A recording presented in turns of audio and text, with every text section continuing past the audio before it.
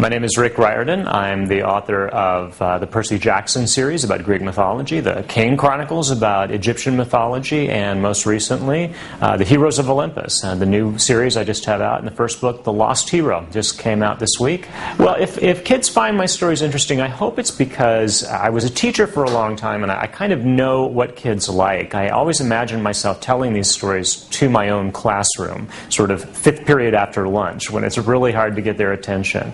I also have a built-in advantage because I talk about mythology, and I think mythology is something that kids really can relate to. I know that when I was a kid, I loved it. My own sons just ate it up. And whenever I taught it for the schools, it was always the kids' favorite thing. It's just, mythology has everything you would want for a good story. It's got romance, action, mystery, murder, villains, heroes, monsters. What more could you want?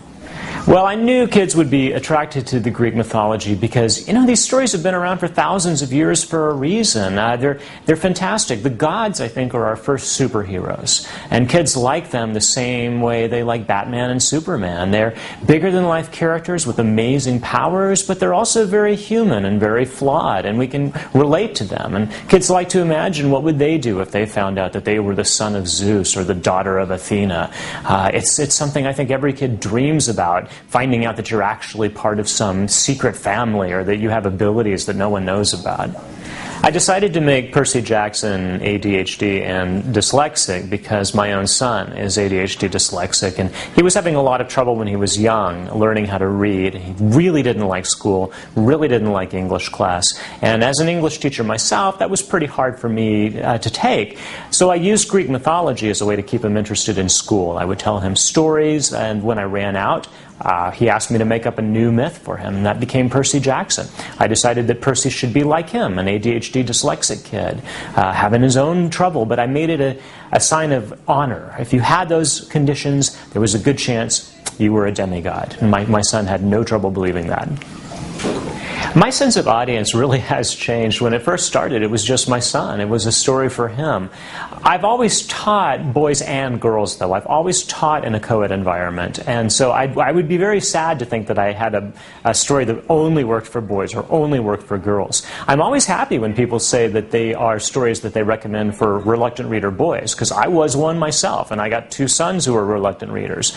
But I think if you look at my events, you'll see it's almost exactly half-half. Girls like the stories, boys like the stories, and honestly, I'm very happy with that. I wouldn't have it any other way. Well, a lot of people ask me about the Percy Jackson movie, and I have to say I wasn't involved in it. I really don't know that much about it. So whether or not there's another one, I have no idea. I guess if they decide to do it, they'll let me know at some point, but I'll probably know when you do. But I do have to say, I think St. Louis is a pretty special place. It's a great reading community, and although I get big crowds, all over the place, I have to say this is one of the biggest. I don't think anybody on this particular tour will probably top the St. Louis families who are coming out tonight for the event. I get so many great comments at events, and the kids always have the most amazing questions. Recently, a kid asked me if Percy Jackson was the son of Poseidon, why wasn't his name Percy Poseidon's son and not Percy Jackson? And I guess that would have been a bit of a giveaway. Like Chiron could have said, "We don't know who your father is, Percy Poseidon's son, but someday we hope to find out."